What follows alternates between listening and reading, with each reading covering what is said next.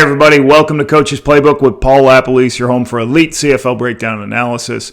Today, Montreal's defense. I'm going to pick somebody to watch on tape and break down and put into the computer and study it. So this week, Montreal's defense, really exceptional. Continue what they did last year. A couple of things, 3 takeaways as they did last year. Second and long, held the Bombers to 1 conversion out of 10 attempts. Zach, 200 yards, 1 interception, no TDs. Brady only 38 yards rushing. Sean Lemon, 5 defensive tackles, 1 QB sack. Beverett was outstanding. Mustafa Johnson, you'll see on video, was outstanding. And Dequois starts it strong with another interception in scoring range.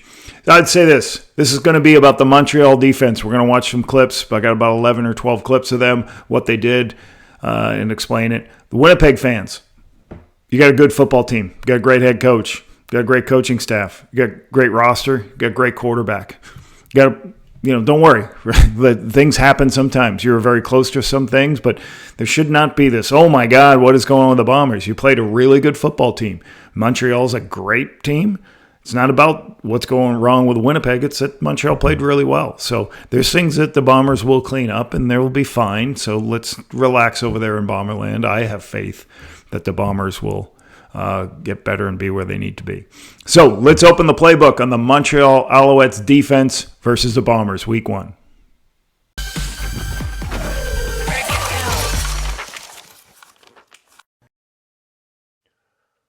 Just watching this first play live, what amazed me is how multiple this defense can be. They can move to different spots on the field and play the same coverage. This is going to be a 3-deep coverage, but they're moving guys around. Let's show you what that looks like. Here it is in live speed. Okay, they're basically going to take their free safety and run him to be the hook player. That's the free. This is the will linebacker, Beverett. He's going to move to the deep third. The boundary halfback, Ruffin, he's going to play free safety. The Sam linebacker is going to play usually where he goes normally, and the halfback's going to go. But a lot of moving parts just on a simple 3-deep coverage by moving people around. And the best thing is it allows the free safety to have depth and watch the quarterback as he's running down to his zone to get a little run to make a play on that football. So pretty interesting, the first early, second and long. So on this sack here, I'll play the full play. There's a little bit of rotation, and Sean Lemon and Mustafa Johnson do a really good job of winning their one-on-one battles. And, this is what the Bombers trying to do. They got a double move here, and they basically have a safety deep, which holds them to hold the ball a little bit. Now, let's review this. Rotation happening again. Why are these 2 players running across the field? It's because the receiver is running across this way. So they're trying to make sure they don't get out leveraged. If you had to chase across the field, if he handed the ball, he would have better position to be running away. So different scenario, though. There's the free safety disappearing. Who goes to play the new free safety? The will linebacker. So 2 plays on this cut up, 2 different people playing free safety. So very multiple defense here. All right, what happens on the inside? So basically, he's covered down, he's covered down, he's covered down, he's covered down, he's covered down, he's releasing. So you're kind of putting some one-on-one situations. And what happens here is Sean Lemon gets a side of Patty Neufeld. A little bit harder when you have the defensive ends in there, so he kind of runs by as Zach has to hold the ball, trying to see what's open between you watch Mustafa Johnson here. Really good job on Kolakowski, and him and Sean Lemon do a really nice job of winning their one-on-ones and getting to Zach. Play the live on this one. See what happens. Bombers are in a 1-by-3 set. 3 into the boundary, 1 to the field. They do a pass pattern, get sacked. Let's go through and see what happened in the back end and what the Bombers are trying to do. So, once again, if you count numbers, trying to understand how many people are deep. 1, 2, 3 people deep. So it's a form of cover 3. Remember, in cover 3, you got to know who the high player is. Low halfback, low halfback. That means it's 3 deep hold. How many underneath people are there? 1, 2, 3, 4 underneath. Well, wouldn't you have 5 underneath with 3 deep? Yes, but they added 1 to their rush. So they basically do what is called voiding an area of the field. They're voiding a zone, and that helps with their pass rush to get home. Now, the route concept, the pattern concept, a corner route. So that's going to keep the corner in the deep third. You're going to have, he's going to go up and then out, and he's going to bounce into this window. And you'll see Drew Wolotarski's just wide open. They just needed a little bit more time. You can see right how that opens up really nice right there for him. Just didn't have that enough time. Once again, Derek Wigan does a nice job here on Kolinkowski to be able to dent the pocket. And just as Zach's about to throw, he feels that pressure and he goes down. Good example of Montreal's flexibility you're going to see on this one. Here, they're trying to show a blitz look, and then they drop out of that blitz look. Good pickup by the Bombers. Great throw to Dalton Schoen by Zach. Gets a nice opportunity for a first down. All right, let's take a look at what this is from the wide shot first. So this is what the term people say cover 0 or levels. That's what they're showing. Why you call it levels? Because they're all at one level. And why they play off like this in cover 0 is because in your long yardage situation, they can bring the extra rusher and force the ball out of the quarterback's hand quickly. And then you can rally and make the tackle. So say you had to throw it to him quickly, he's going to rally up and get you off the field. So that's the picture they're trying to show at the line of scrimmage. But when the ball snapped and the quarterback's top of his drop, what are they in? Now let's break down the coverage. They dropped out and went to 1, 2, 3 people deep. So they went to cover 3. Now there's some underneath players. There's the corner underneath, and if the corner's underneath in cover 3, you call it cut. And now we have a bunch of other defenders underneath in zone.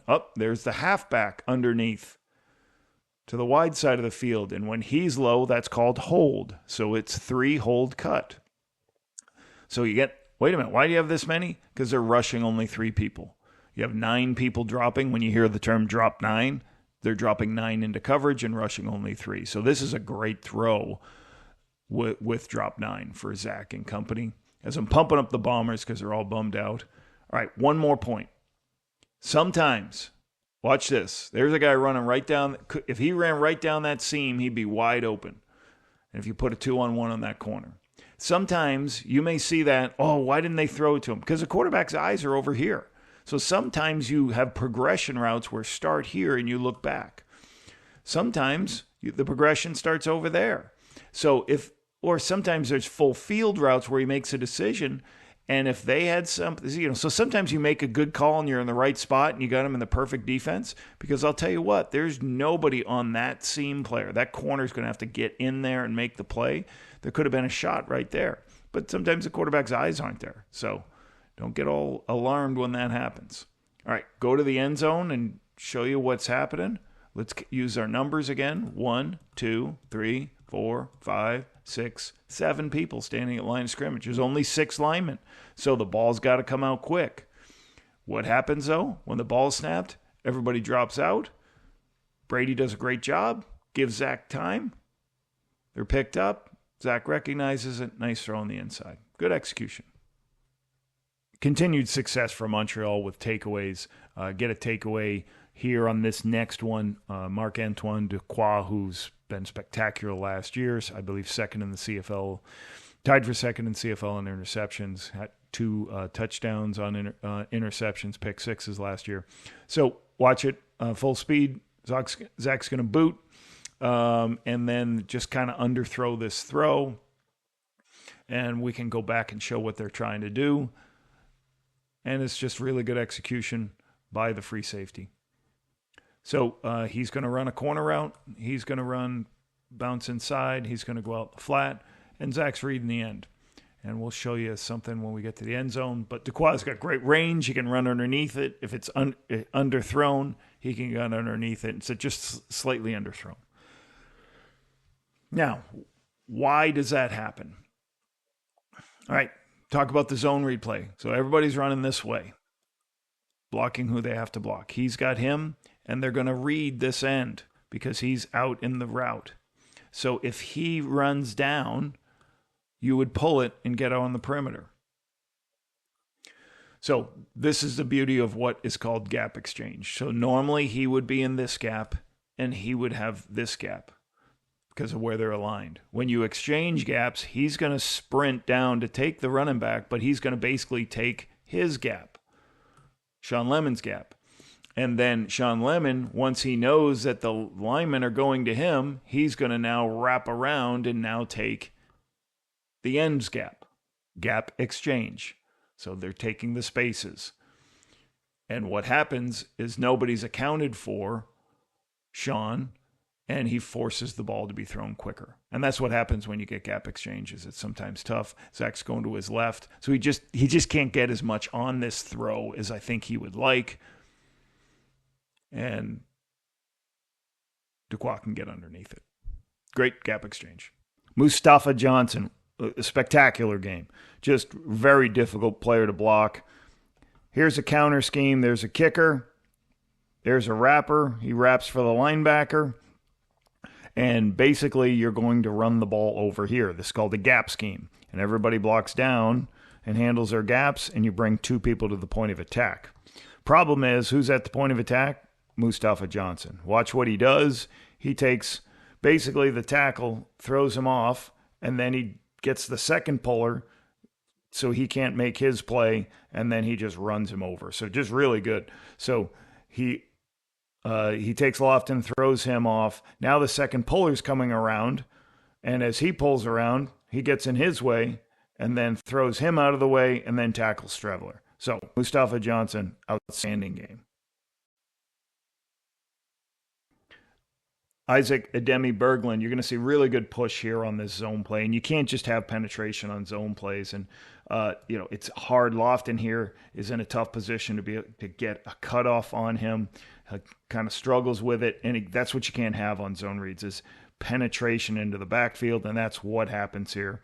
Penetration affects the running back, it affects the quarterback, and causes a fumble here. But I just love what the new addition, Demi Berglund, does right here. Good push, creates that turnover.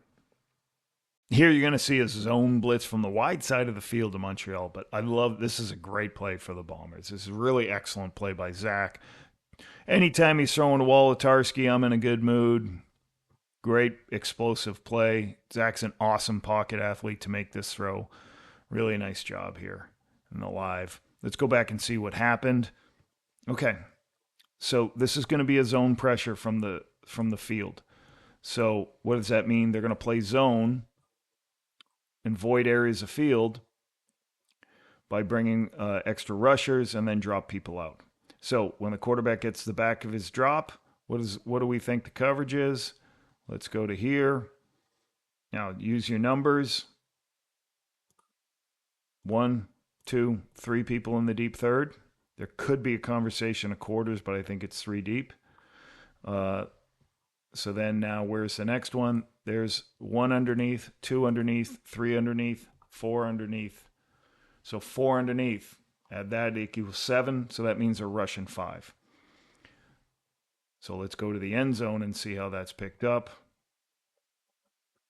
So the Bombers recognize something's going up because they're signaling how they're going to handle this. They're going to do something that some type of crazy thing is. And when you watch film, you're always trying to find tendencies of how people rush. And what makes this a little hard is how they hit this. So they're coming with speed, and Lofton's trying to sort out, do I stay on this one or do I take this one? And, declare it, take that one and give Brady the second one. Just do it as fast as you can so Brady can help. Brady's now going to figure out which one he can help with to help pick up this pressure. It's a little cloudy over there, so Zach does a great job. He feels it, moves left, gets out of the way, then he moves right, climbs, stays in the pocket, throws a strike to Wolodarski. That's big-time football. Really good. Really good pressure, really good play by Zach. Here, second and long, what Montreal can do on second and long, because they have such a good pass rush, they can just drop everybody out and then say, hey, we're going to get home with our pass rush. So you can see on this play, a little bit of a check down throw, just simple check down because the pressure gets to Zach. There you go. So what was going on from a coverage standpoint? 1, 2, 3 in the deep third. There's a cut corner. There's a cut corner. There's a Sam. There's a Mike. There's a Will. So 7 allows them to rush 4, and the pass rush is what gets home. Once again, Mustafa Johnson having a great game. He makes a move inside. The left guard's helping the tackle instead of the center, and it's a win for Johnson. Forces Zach to throw the ball quickly. So that's the strength of Mustafa Johnson. One of these last clips here for me is basically the speed of this team. The team runs to the football very well. They recognize and they can chase the ball down and they can tackle well. We'll end with this clip. This is Terrell Richards you're going to see, who's playing a little bit more now. He's got a year under his belt, first overall pick 2 years ago. So now he's getting more in the system, being utilized more. So watch him run down. Dembski here, recognize it from the line of scrimmage. He's in the line of scrimmage right here. He drops out, and then he just tracks Dembski down and runs him down, makes a tackle. Really nice play. Really nice week for the Montreal Alouettes.